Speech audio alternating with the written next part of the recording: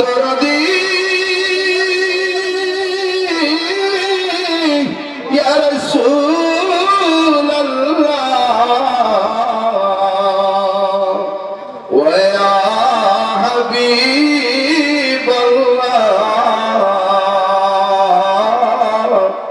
কালেমা পড়ি আপনার নাম আজানে শুনি আপনার নাম নামাজে আপনাকে সালাম আপনি যে নূরে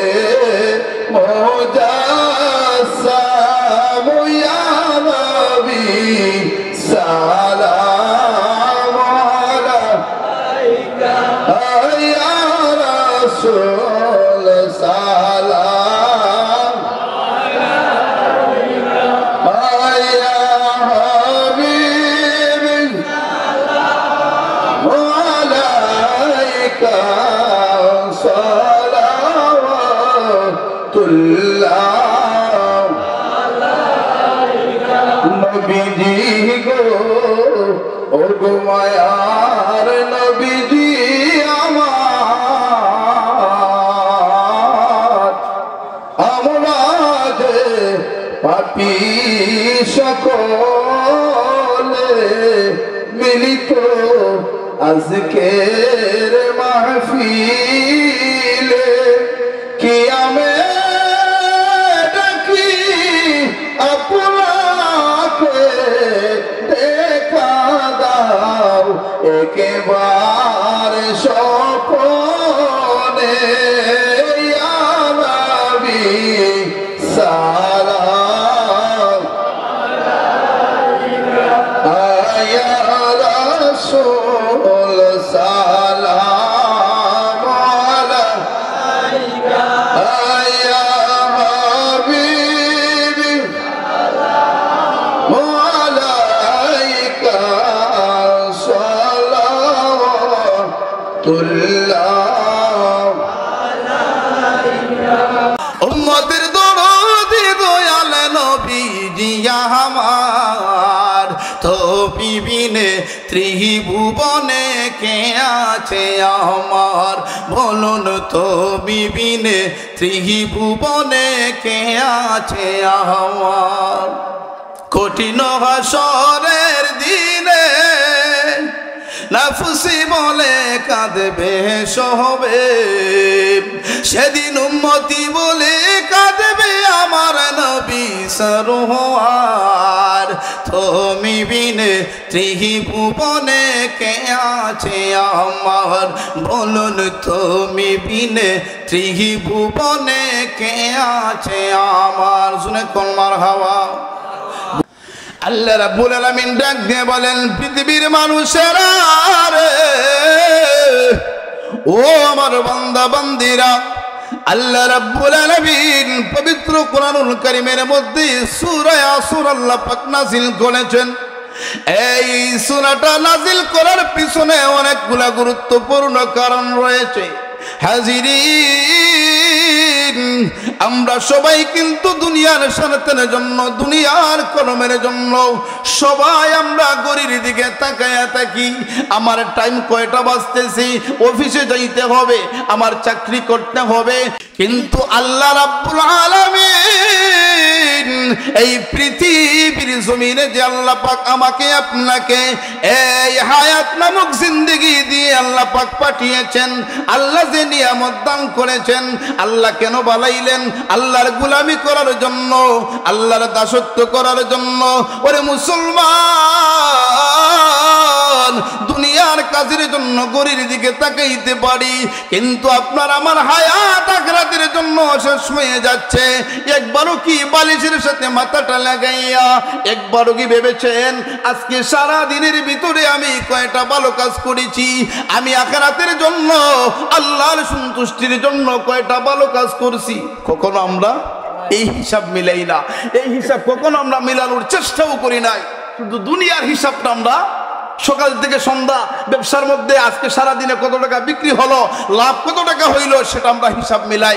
কিন্তু বাড়িতে যাইয়া, বাসার মধ্যে যাইয়া বালিশের সাথে মাথাটা লাগাইয়া একবারও চিন্তা করলাম না আজকে সারাদিনের ভিতরে আমি নেক কাজ কয়টা করছি, এই চিন্তা এখনো করি নাই।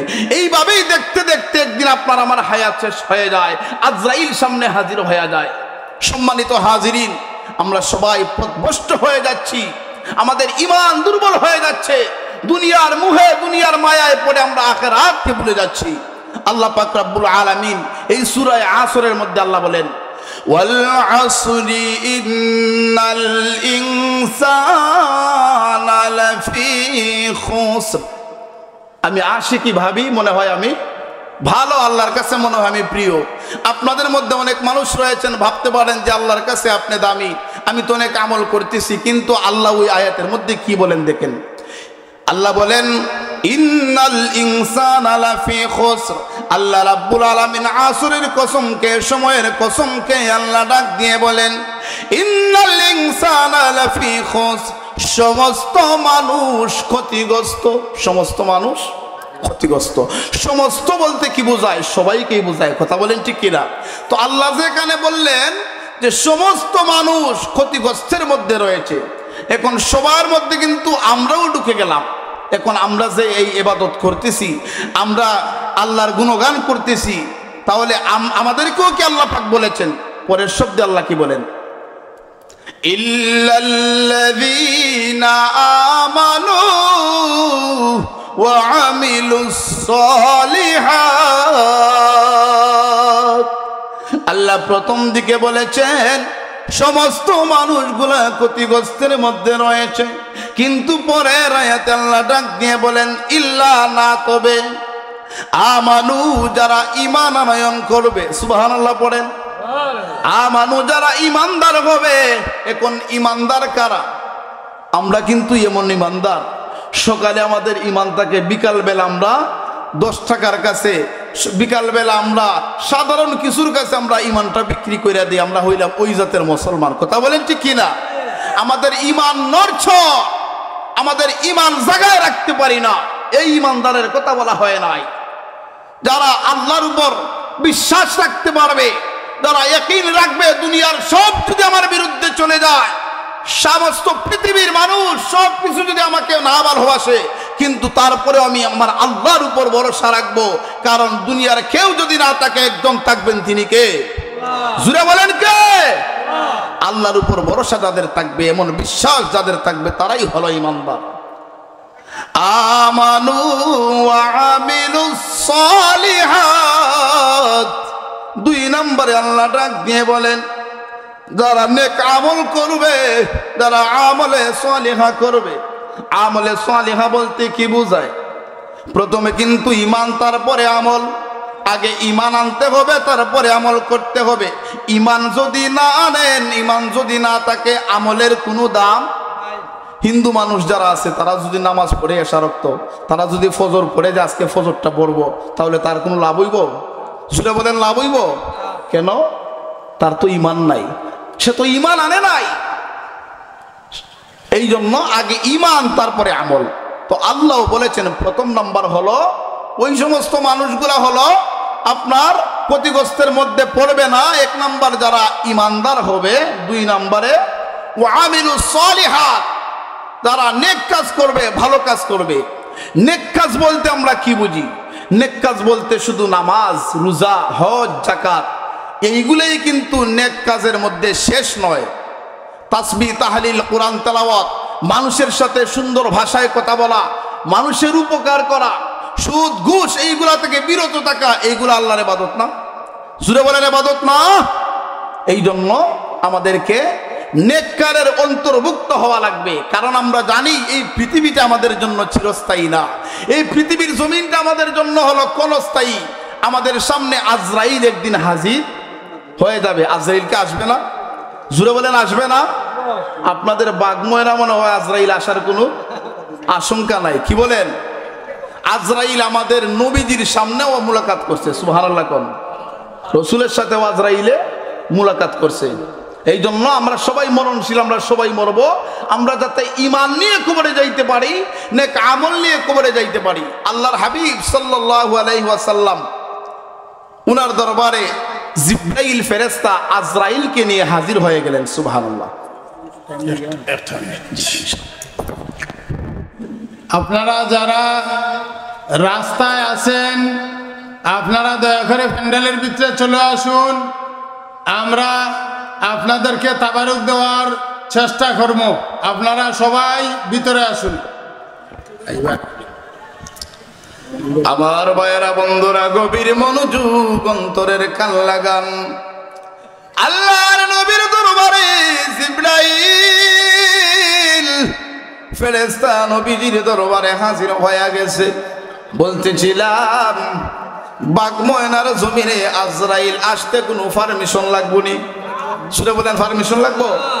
কোনো পারমিশন নেবে না। এমপি হন, মন্ত্রী হন, ইমাম হন, মুয়াজ্জিন হন, যা কিছুই হন না কেন, আজরাইল আপনার সামনে আমার সামনে আসতে কোনো পারমিশনের প্রয়োজন নাই। যখন আপনার আমার হায়াত নামক জিন্দেগি শেষ হয়ে যাবে, আজরাইল সামনে হাজির হয়ে যাবে।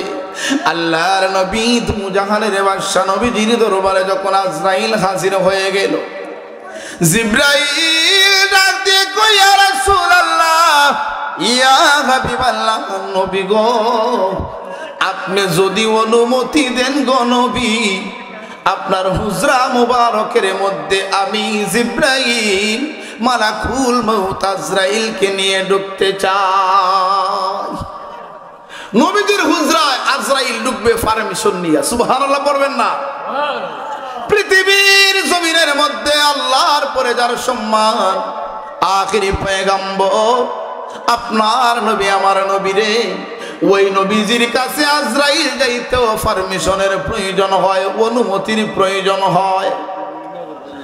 আল্লাহর নবী ডাক দিয়ে বললেন, জিবরাইল, জিবরাইল রে, আজরাইল আসবে, অনুমতি দিলাম রে, জিবরাইল নিয়ে আসো। হুজরা মুবারকের মধ্যে আজরাইল এবং জিবরাইল ফেরেশতা প্রবেশ করলেন। জিবরাইল ডাক দিয়ে কই, ইয়া রাসূলুল্লাহ, নবী গো, আল্লাহর পক্ষ থেকে পাঠানো হয়েছে।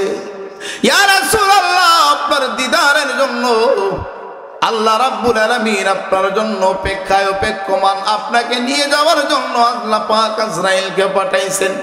কিন্তু আল্লাহ পাক এখানে একটা ইচ্ছা দিয়েছেন, আপনি যদি চান গো নবী, আপনি আরো কিছুদিন আরো আপনি দুনিয়ার জমিনে থাকতে পারবেন। সুবহানাল্লাহ। আজরাইল কারো সাথে আপোষ করে না। যার যখন হায়াত শেষ হয়ে যাবে, আজরাইল জান কবজ করে ফেলবে। কিন্তু আপনার নবী আমার নবীর ব্যাপারে সেটা ভিন্ন। আল্লাহ বলেছেন, জিবরাইল রে, আমার বন্ধু যদি চায় রে, আরো আমার বন্ধু থাকতে পারবে। কিন্তু আমি আল্লাহ চাই আমার বন্ধু আমি আল্লাহর কাছে চলে আসুক। জিবরাইল ডাক দিয়ে কই, ইয়া রাসূলুল্লাহ, নবী গো, আল্লাহ পাক এই ইচ্ছা দিয়েছেন আপনার কাছে। আমার নবী চক্ষু মুবারকের পানিগুলা সাইরা দিয়া কান্দে। নবীজির চক্ষু বেয়ে বেয়ে পানি পড়া শুরু হয়ে গেছে। জিবরাইল ডাক দিয়ে কই, ইয়া রাসূলুল্লাহ, আজরাইল আপনার সামনে হাজির হয়েছে, আপনি বুঝি এই জন্য কান্দেন গো নবী? আমার নবী ডাক দিয়ে কই, জিবরাইল রে, আজরাইল আসছে, আমি চলে যাব, এই জন্য আমি কান্দি না। ইয়া রাসূলুল্লাহ, তাহলে আপনার আদরের সন্তান খাতুনে জান্নাত ফাতেমার কথা স্মরণ হইছে, আপনি তাই বুঝি কান্দেন? না রে জিবরাইল, না, এই জন্য আমি নবী কান্দি না রে। নবী গো, বুঝতে পেরেছি আপনার মা বাবার কথা বুঝি স্মরণ হয়ে গেছে। জিবরাইল না, সেটাও না। ইয়া রাসূলুল্লাহ, তাহলে কি জন্য আপনার আদরের নাতি হাসান হুসাইনের কথা স্মরণ হয়েছে বুঝি? আপনি চলে যাবেন, হাসান হুসাইন দুনিয়াতে থাকবে, এই জন্য বুঝি আপনি কান্দেন? নবী ডাক দিয়ে কই, জিবরাইল রে, না রে জিবরাইল না, আমি আমি নবী চলে যাব এইগুলার জন্য আমি কান্দি না রে। আমি নবী হইলাম উম্মতের পাগল, সৃষ্টি লগ্ন থেকে আমি নবী উম্মতি উম্মতি বলে কেঁদেছি।